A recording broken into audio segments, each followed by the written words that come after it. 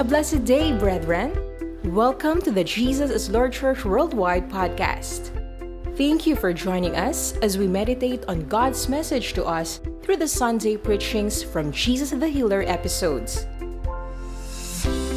With open heart, mind, and spirit, let us pray that God would speak to us today. Ang theme po natin for the month of April is Revival, a Call to Excellent Service. Pagka po sinabing excellent, sabi po ng dictionary, ibig sabihin, possessing outstanding quality or superior merit or extraordinary. Sa Bible po, pag sinabing excellence, ang Hebrew translation daw po ay yatir.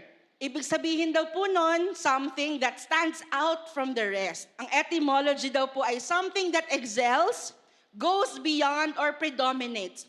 Now, as Christians, we are also to be excellent servants of God.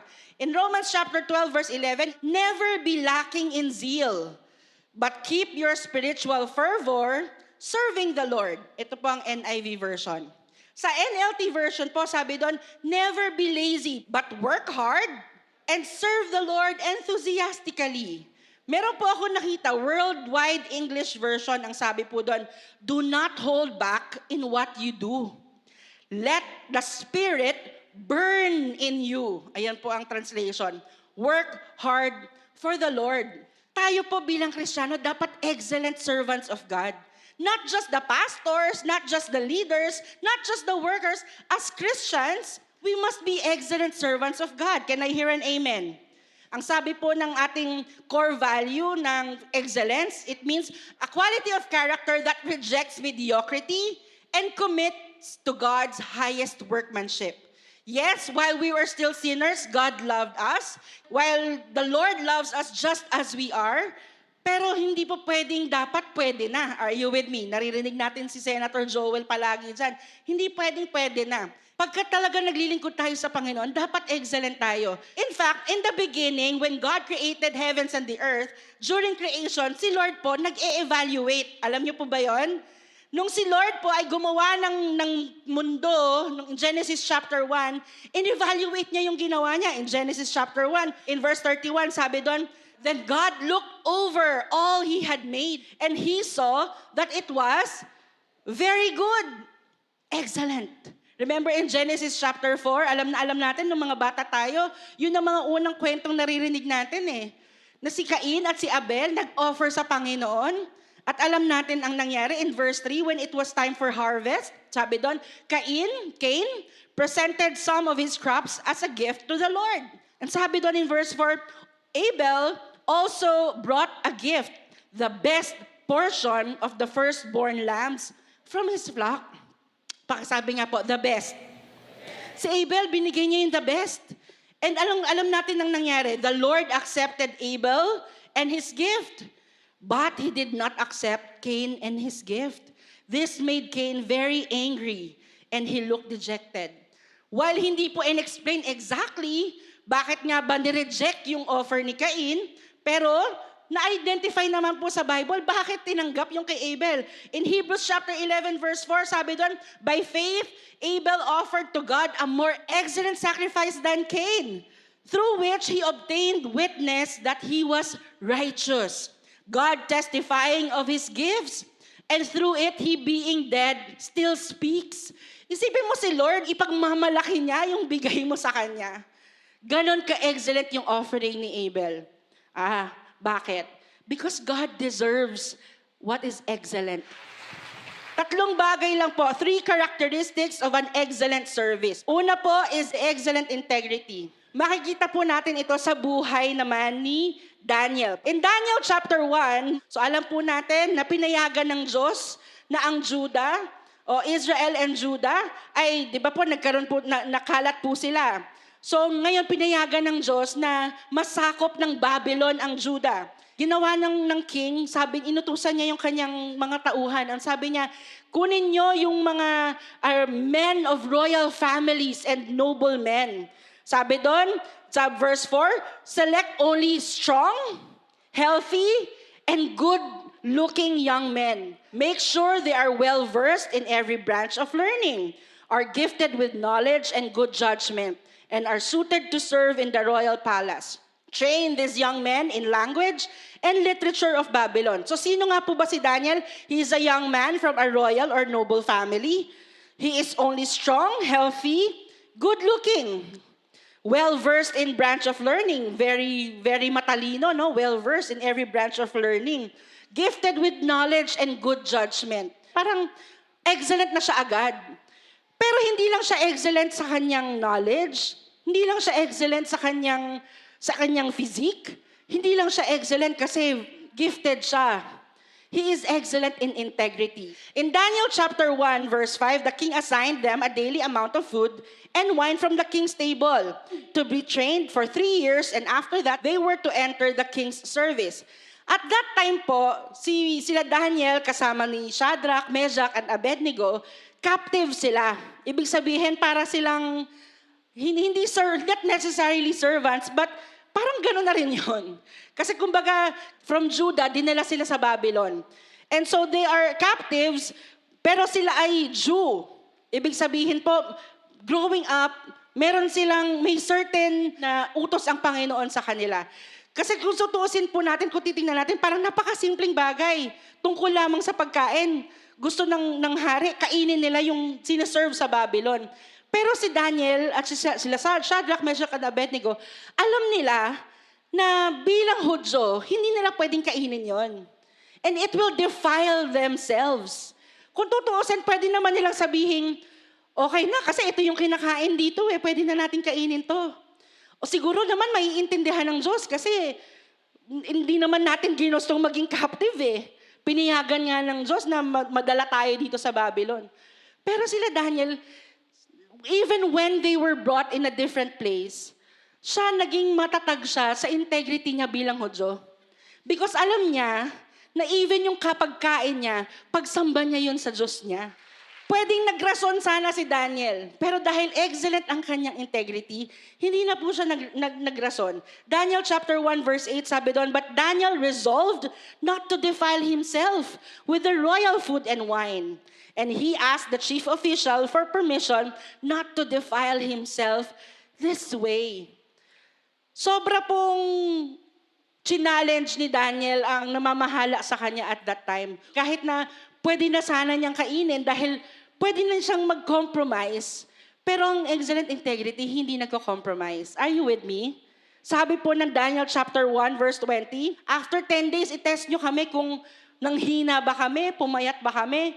Pero sabi sa Daniel chapter 1 verse 20, in all matters of wisdom and understanding about which the king examined them, he found them 10 times better. Pakisabi nga po, 10 times better. 10 times better than all the magicians and astrologers who were in all his realm. His life made an impact sa buong Babylon. Alam niyo po si Daniel served, I believe, he served 5 kings in Babylon. Iba't ibang hari na yung pinaglingkuran niya sa Babylon. And sa lahat ng pinaglingkuran niyang hari, maganda ang report about him. His integrity was intact. In Daniel chapter 5, kailangan po nila nang mag-i-interpret ng isang writing on the wall. Meron pong isang tao na nagte-testify about Daniel. Imagine po, when people talk about him, magagandang mga salita ang sinasabi sa kanya. In fact, sabi doon in verse 11, Daniel chapter 5, "There is a man in your kingdom in whom the Spirit of the Holy God, in whom is the Spirit of the Holy God. And in the days of your father," ito po yung anak na po ni King Nebuchadnezzar, "light and understanding and wisdom, like the wisdom of the gods, were found in him. And King Nebuchadnezzar, your father the king, made him chief of all the magicians, astrologers, Chaldeans, and soothsayers." And verse 12 sabi doon, "Inasmuch as an excellent spirit," somebody say, excellent spirit. "Inasmuch as an excellent spirit, knowledge, understanding, interpreting dreams, solving riddles, and explaining enigmas were found in this Daniel, whom the king named Belteshazzar." At that time po, pinapalitan po yung pangalan nila kasi gusto nga silang maka-assimilate sa Babylon. Si Daniel, after years and after years ng kanyang paglilingkod, naging consistent siya sa kanyang pananampalataya and conviction. That's excellent integrity. When people talk about him, they only have excellent things to say about him. Daniel has excellent integrity because of that excellent spirit. And alam niyo po, dahil po excellent siya, lagi po siya napagkakatiwalaan. Even at the time of King Darius, ito po pinakamalaking challenge siguro sa buhay ni Daniel na alam nating lahat. I believe Daniel chapter 6 verse 3, sabi doon, Daniel soon proved himself more capable than all the other administrators and high officers. Because of Daniel's great ability, the king made plans to place him over the entire empire.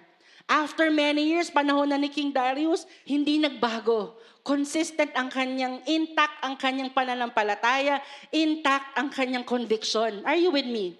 At alam natin ang kwento, marami pong nainggit sa kanya in Daniel chapter 6 verse 4. Sabi doon, then the other administrators and high officers began searching. Mahirap po yun, ano? Pagka naghahanap ka talaga ng mali, minsan makakakita ka talaga ng mali. 'Di ba? Pag po tayo, hahanapan natin ng mali ang isang tao, no matter how good a person is, pagka gusto mong maghanap ng mali, makakakita ka ng mali. Pero kay Daniel, wala silang makitang mali.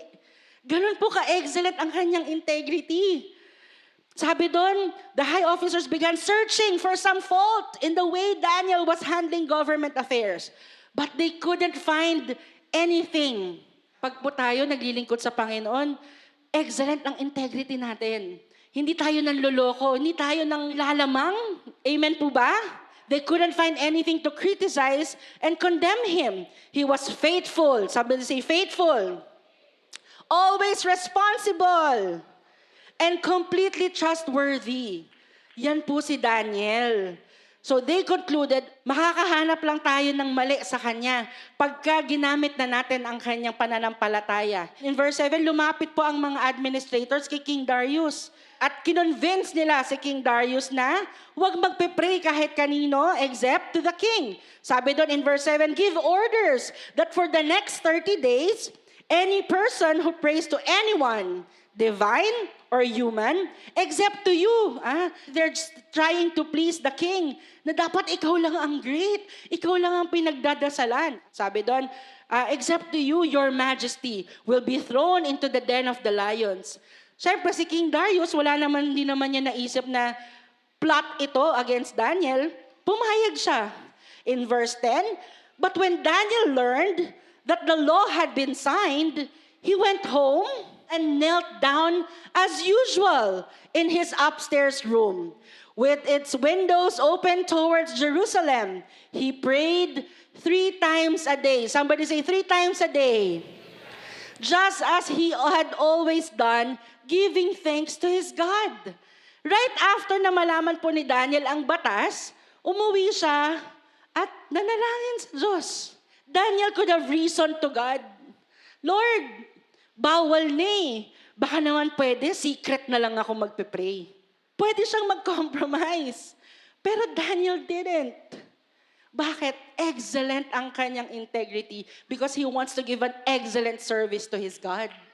Alam niyo po, sa society natin ngayon, ang daling mag-compromise. Ang daling sabihin na, Lord, busy naman ako. Lord, bawal naman akong ganito. Pero, pagka po excellent ang integrity natin before the Lord, ibibigay natin ang pinaka-the best na paglilingkod sa Panginoon. Amen po ba? And we all know what happened. Dinala po siya sa lion's den. In verse 14, troubled si King Darius. Kasi gusto niyang i-save si Daniel. Kasi he found favor in Daniel. Verse 14. But at the end, wala siyang magagawa kasi napirmahan na niya yung batas. And so, Daniel was thrown into the lion's den. In verse 16, si King Darius, troubled siya to a point na nung dinala na si Daniel sa lion's den, hindi na siya nakatulog. He was bothered. Usually daw po sa palace, nag-happy-happy ang mga tao, nagsasayawan, umiinom and all that. Pero nung gabi na yon, walang gana si King Darius pumarty. And then the king returned to his palace and spent the night fasting. Hindi na siya nakakain. Daniel chapter 6, verse 19 to 23, very early the next morning, the king got up and hurried to the lion's den. When he got there, he called out in anguish, Daniel! Servant of the living God, was your God whom you serve so faithfully able to rescue you from the lions? Umaasa si King Darius. Daniel answered, long live the king! My God sent his angel to shut the lions' mouths so that they would not hurt me. For I have been found innocent in his sight, and I have not wronged you, your majesty. Palakpakan naman natin ang Lord. Verse 23, the king was overjoyed and ordered that Daniel be lifted from the den. Not a scratch was found on him, for he had trusted in his God. From the smallest thing of eating food to the biggest thing of standing firm in our faith, Daniel was found with excellent integrity, never compromising his faith in God. Excellent service is characterized by first, excellent integrity. Second po, excellent humility. Somebody say, excellent humility. So, ibig sabihin ba, Pastora Joey, pagka excellent ang service, dapat hindi ka na nagkakamali. Dapat perfect ka. Tingnan natin yung excellent humility ni King David.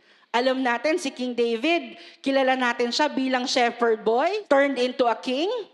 The boy who killed the giant Philistine Goliath. Yan ang kilala natin siya. All the great things. The man after God's own heart. Author of many psalms, of course. Actually, even up to now daw po, si King David ang nire-recognize na greatest king of Israel. Of course, as a person, no? Pero, 2 Samuel chapter 11 and 12, pinakita doon yung excellent humility ni King David. 2 Samuel chapter 11, verse 2 to 5, late one afternoon, after his midday rest, David got out of bed. So, walking on the roof of the palace, and as he looked over the city, he noticed a woman of unusual beauty taking a bath. He sent someone to find out who she was. And he was told she is Bathsheba, the daughter of Eliam and the wife of Uriah the Hittite. So from the very beginning, alam niyang may asawa. Then David sent messengers to get her. And when she came to the palace, he slept with her. She had just completed the purification rites after having her menstrual period. Then she returned home.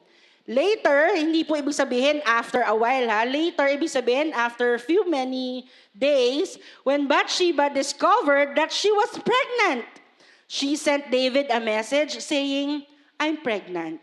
Pero hindi pa natapos doon ang ginawa ni David. 2 Samuel 11 verse 8 to 9, then he told Uriah, pinakuha niya si Uriah from the battlefield. Go home and relax. Minanipulate pa ni David si Uriah. David even sent a gift to Uriah after he had left the palace. But Uriah didn't go home. He slept that night at the palace entrance with the king's palace guard. Hindi siya umuwi. So, ibig sabihin, alam ni David na, imposibleng may isip ni Uriah na siya ang tatay ng pinagbubuntis ni Bathsheba. Actually, after this pa, nilasing pa niya si Uriah eh. Tapos, kinonvince pa rin niyang umuwi. Pero dahil si Uriah, hindi ako pwedeng umalis. Sabi ni Uriah, nasa battlefield ang mga kasamahan ko. Tapos ako uuwi. I'll be relaxing with my wife. Hindi ko pwedeng gawin yon, sabi ni Uriah. And so David thought the most unthinkable thing for someone like him na so great. Anong ginawa niya? The next morning, David wrote a letter to Joab and gave it to Uriah to deliver. Si Uriah pa ang magde-deliver ng letter. Anong nakalagay sa letter? The letter instructed Joab, station Uriah in the front lines where the battle is the fiercest. Then pull back so that he will be killed. So first things come to mind whenever we think of David: shepherd, poet, giant killer, king, ancestor of Jesus, one of the greatest men in the Old Testament. But he is also a betrayer. He was also a liar. He was also a murderer. But because of this, David proved himself to have excellent humility. In 2 Samuel chapter 12, verse 1 to 4, King Prophet Nathan corrected David. Sabi doon in 2 Samuel chapter 12, so the Lord sent Nathan to the prophet to tell David this story. Sabi ni Nathan sa kanya, King, there were two men in a certain town. One was rich and one was poor. The rich man owned a great many sheep and cattle. The poor man owned nothing but one little lamb he had bought. He raised this little lamb and grew up with his children. It ate from the man's own plate and drank from his cup. He cuddled it in his arms like a baby daughter. One day, a guest arrived at the home of the rich man. But instead of killing an animal from his own flock and herd, he took the poor man's lamb and killed it and prepared it for his guest. Tapos anong sabi ni David? Galit na galit si David.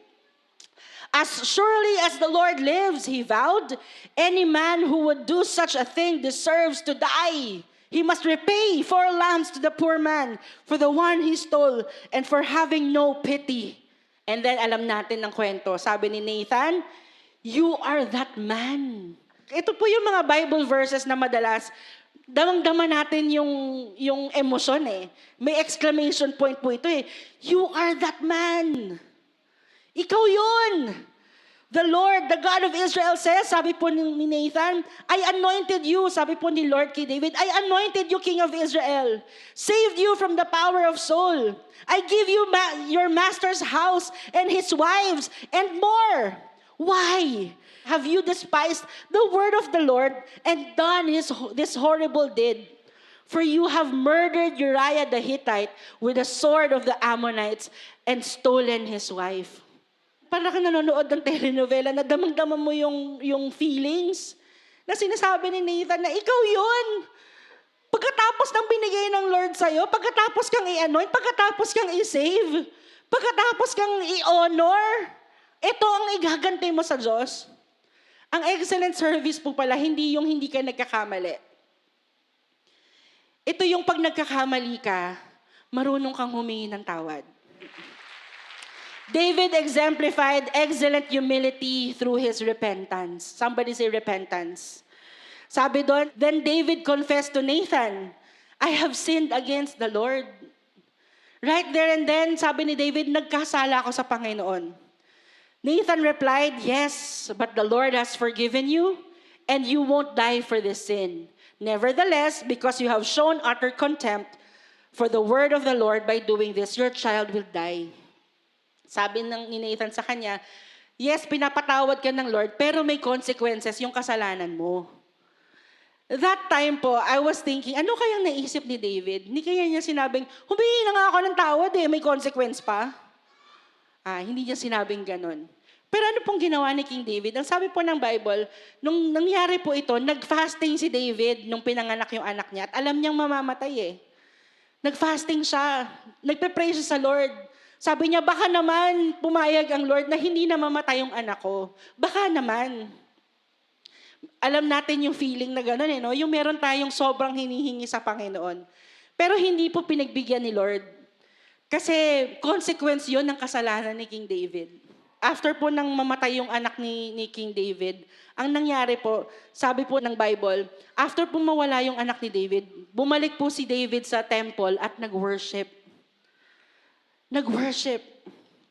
Alam niyo po yung pagka meron tayong mga bagay na hindi natatanggap sa Panginoon, parang ang tendency, lumayo tayo sa Lord, tumigil tayo magdasal. Pero David exemplified excellent humility that even if hindi ibinigay ng Panginoon yung hinihingi niya, siya po ay sumasamba sa Panginoon. That's excellent service. Are you with me, church? And so when Prophet Nathan corrected David, he asked for forgiveness. He repented of his sins. Yun po yung excellent service characterized by excellent humility. Yung alam mong nagkamali ka, hindi ka nagmalaki. Hindi siya katulad ni King Saul. Si King Saul po kinorek Kasi yun po yung pinapadestroy sa kanya. Na-displease ang Panginoon kay King Saul. Pero si King Saul, instead na mag-repent, hindi siya nag-repent. Mas inisip niya kung ano yung sasabihin ng ibang tao. Pwede ba wag mo nang ipamalita na na-displease ang Panginoon sa akin? Sabi niya. Pero si King David, nung siya po ay kinorek, right there and then, he repented of his sins. That's excellent service. Pwede po ba nating palakpakan ng Lord? Excellent humility makes us willing to be searched, tested, and corrected. In Psalm 139, isa sa mga favorite psalms ko po ni David, sabi niya, verse 23 and 24, "Search me, O God, know my heart and test me. Know my anxious thoughts. Point out anything in me that offends you and lead me along to the path everlasting." Ang excellent humility ay be willing to be tested, be willing to be evaluated, be willing to be corrected. Pero alam niyo po, hindi po natapos doon ang excellent humility ni King David. In 1 Chronicles chapter 22, si King David po, gusto niyang mag-build ng temple para sa Lord. Gusto niya mag-build ng temple para sa Lord. And so, sinabi niya sa Lord na mag-build siya ng temple. Pero sabi ng Lord sa kanya, hindi ikaw ang mag-build ng temple para sa akin. Si Solomon yung anak mo. Gustong-gusto po ni King David mag-build ng temple para sa Diyos. Sabi niya, ako naninirahan sa isang magandang temple, pero ang Diyos ko walang temple para sa Kanya. And so sabi ni King David, desire ko na mag-build ng temple para sa Diyos. Pero nung sinabi niya sa Diyos yun, sabi ng Lord, hindi ikaw ang mag-build ng temple para sa akin. Yung anak mo. Bakit? Because you shed a lot of blood. Nung po bang nag-shed ng blood si King David, ay parte ng calling niya bilang hari? Yes. Nung po bang lumaban siya kay Goliath at sa mga kalaban ng Israel, parte yon ng calling ni King David? Yes. Pwedeng sinabi ni King David na, Lord, nag-shed lang naman ako ng blood dahil pinaglalaban ko ang bansa mo. Dahil yon ang gusto mong gawin ko. Pero ito, gusto ko rin gawin to, itong temple na to. Pero hindi po ginawa po ni King David yon. Ang ginawa po ni King David, ang sabi doon, sinabi niya kay Solomon, ikaw ang pinili na mag-build ng temple. Hindi inalaw ni King David na yung desire ng puso niyang mag-build ng temple is mag-take over sa kanyang puso. He could have demanded, Lord, ako yung king eh. Lord, ang dami kong ginawa para sa'yo, bakit hindi ko pwedeng gawin to? Excellent service is not just about doing everything you want just because you could. It is also supporting other people's calling and purpose. Ano pong ginawa ni King David? David's excellent humility gave way for Solomon to fulfill Solomon's purpose and calling. Ang ginawa po ni King David, in 1 Chronicles chapter 22, sabi dun sa verse 5, tinawag niya yung mga tao. My son Solomon is still young and inexperienced. And since the temple to be built for the Lord must be magnificent structure, famous and glorious throughout the world, I will begin making preparations for it now. So David collected vast amounts of building materials before his death. Bago mamatay po si King David, alam niya magbibuild ng temple si Solomon.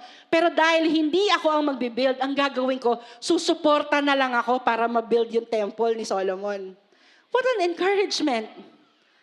Bilang king na gusto ko, ako gagawa nun, pero ikaw, ang pinili ng Panginoon, sige, encourage na lang kita. That's excellent service for the Lord. What an excellent humility. Yung suportahan mo yung calling ng ibang tao dahil hindi ikaw ang tinawag para sa calling na yon. That's excellent humility. Kung tayo po gusto nating magbigay ng excellent service sa Panginoon, suportahan natin yung mga calling ng ibang tao sa paligid natin. Amen po ba? Can I hear an amen? Sa tingin kasi natin minsan, excellent humility, kailangan ako gumawa nito, ako gumawa. Pero yung suporta pong ibinibigay natin sa church, yung suportang binibigay natin sa mga anak natin, sa mga kabataan, para ma-fulfill ang calling ng Panginoon sa buhay nila, that's also an excellent service sa Panginoon. So, an excellent service is characterized by excellent integrity. Somebody say, excellent integrity. Excellent humility. And lastly po, excellent perseverance. Makikita po natin sa buhay ng mga disciples of Jesus. Remember, si Jesus po, after niyang mamatay, nabuhay na muli, after 40 days, He ascended in heaven. Umakyat na po siya sa langit. Of course, bago po siya umakyat, ang sabi po niya sa mga disciples, you will have a counselor. Ang Holy Spirit, sasamahan kayo, will be in you, sabi po ni Jesus. Imagine these disciples lived their life for 3 years, nakasakasama nila si Jesus.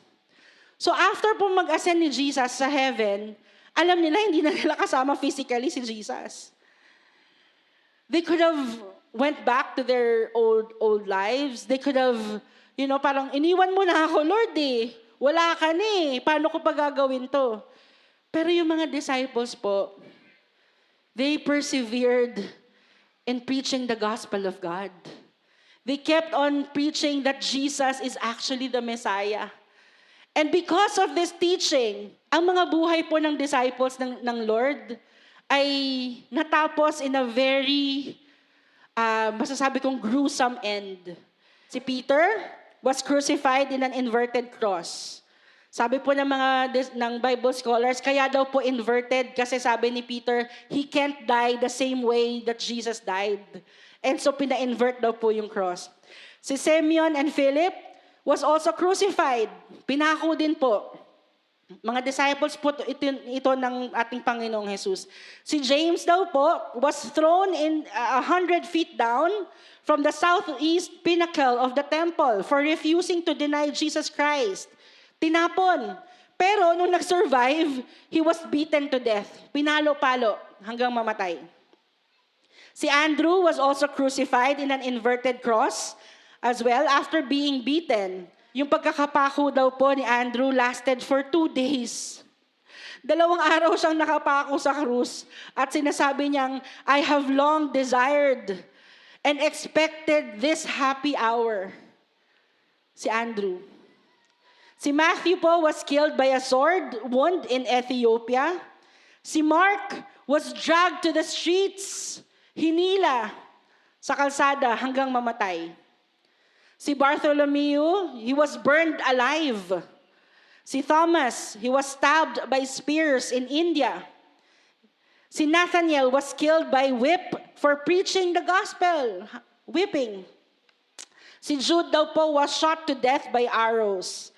Si John daw po ay ang pinaka-maayos na pagkamatay. He died of old age, but not without struggle because he was also boiled in a basin of boiling oil. Sinama ko na po si Paul. Hindi man siya kasama sa 12 disciples, but we all know Paul is a very persevering disciple of Jesus. He was tortured, jailed, and beheaded in Rome. Alam niyo po, sabi po ng mga Bible scholars, ang pagkamatay daw po ng mga disciples ni Jesus ay nagpapatunay ng katotohanan na si Jesus ay tunay na Diyos, na tunay na Messiah, na tunay na namatay sa krus ng Kalbaryo, and after 3 days, tunay na nabuhay, at tunay na umakyat sa langit. Because these people will not give their lives at such gruesome death, only to stand firm in a fake news. Alam niyo po, tayo po ngayon, wala pong ganitong kamatayan in terms of physical death sa atin. Pero marami pong araw-araw na problema at issue sa buhay na para tayong unti-unting pinapatay. Na para tayong unti-unting dinadala sa dulo ng buhay natin na parang gusto na nating give up sa ating pananampalataya sa Panginoon. Yung pinupush ka sa end hanggang ayaw mo na. Pero dahil alam ng mga disipulo ang katotohanan, dahil alam nila na tunay na si Jesus ay Diyos, Hari ng mga hari, Panginoon ng mga Panginoon, willing silang ibigay ang buhay nila. Willing silang mag-persevere until the end. Excellent perseverance, church. Na kahit dumating sa punto ng buhay na para bang tatanungin mo, totoo pa ba? Nabuhay ang Diyos na pinaglilingkuran ko, bakit ganito ang nangyayari? Pero dahil alam mo ang katotohanan at nabuhay ang Panginoong Jesus sa iyong puso, alam mo na Lord, kahit tagtarin pa ang katawan ko, kahit naduruin pa, kahit sunugin pa, kahit hilahin pa hanggang mamatay, hindi ako kailanman magtataksil sa pananampalataya ko. I will be excellent in persevering because that's my excellent service to God. Let us persevere in our faith in the Lord. In James chapter 1 verse 12, sabi doon, "Blessed is the one who perseveres under trial, because having stood the test, that person will receive the crown of life." Somebody say crown of life. Crown of life that the Lord has promised to those who love Him. Ang mga disipulo po ng Lord, alam nila na kahit mamatay ako sa buhay na to, Jesus is my rewarder. Alam nila na si Jesus ang pinaka-reward ko because the object of their service is God Himself. Ang mga paglilingkod daw po natin ay itetest ng fire. Pag tinest daw po ng fire, malalaman kung made of gold ba ito, made of hay. At yung daw pong magtatagal or ma-overcome yung test of fire will receive such a reward from the Lord. Tayo pong tunay na kakilala ang Panginoong Hesus sa buhay natin. Alam natin na dapat yung service natin na ibibigay sa Panginoon, pag tinest ng fire, will be gold. Kasi yung gold na yon, i-offer natin sa paanan ni Jesus. Yung paglilingkod natin, pagka dinaan sa test of fire, tapos nakapasa siya, yun yung ibibigay natin sa Panginoon sa langit. Lord, ito yung paglilingkod ko. Ino-offer ko po sa inyo. Alam niyo po, sabi ni Brother Eddie, alam natin to, the quality of our life in eternity depends on the quality of obedience and faithfulness in serving God here on earth. Sa oras pong ito, inahihiyahan ko po tayong manalangin. Isuko ang ating buong buhay sa Panginoon. We offer an excellent service to the Lord when we offer an excellent life to the Lord. And for us to have an excellent life, we allow the Spirit of the Lord, the blood of Jesus to cleanse us, to purify us. Follow me in this simple prayer. Lord Jesus, forgive me of my sins. Forgive me of my sins. Cleanse me with your blood Cleanse me with your blood that was shed at the cross of Calvary. shed on the cross of Calvary. Purify me. Purify. Purify my thoughts. Purify my thoughts. Purify my heart. Purify my heart. Purify my hands. Purify my hands. Purify my whole being. Purify my whole Lord being. Jesus, Lord Jesus, come into my life. come into my life. Holy Spirit, Holy Spirit, fill me. fill me. Lord Jesus, Lord Jesus, be my Lord.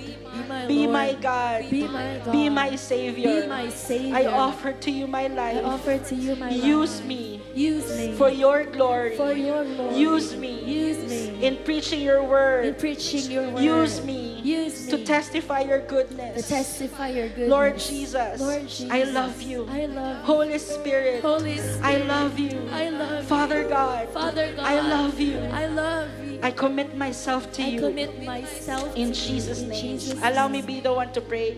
Lord, let your Spirit produce an excellent integrity in our lives. Produce an excellent humility, Panginoon, that whenever we are corrected, when we need guidance, Lord, allow us, Lord, to follow you, God. Lord, let your Spirit produce an excellent perseverance in the lives of your people. Lord, hayaan mo na madatnan mo po kami sa iyong ikalawang pagbabalik na tapat, na naglilingkod, nagmamahal, sumasamba. Empower your people, Lord, to serve you, to give you an excellent service. And Lord, sa aming pong paglilingkod, Lord, makatanggap ka ng pinakamataas na papuri. Lord, pagsambang deserve ng isang Diyos na lumikha ng langit at lupa. Lord, pagsambang deserve ng Diyos na napako sa krus ng Kalbaryo para sa aming mga kasalanan. Lord, sa aming paglilingkod, dalangin po namin na makatanggap po kami ng seal of your approval. And Lord, sa oras na ito, dalangin ko rin po, Panginoon, ang mga lalaki at babaeng nagpunta sa lugar na ito na may panalangin sa kanilang mga puso. Lord, kami po ay naglilingkod sa isang Diyos na makapangyarihan sa lahat.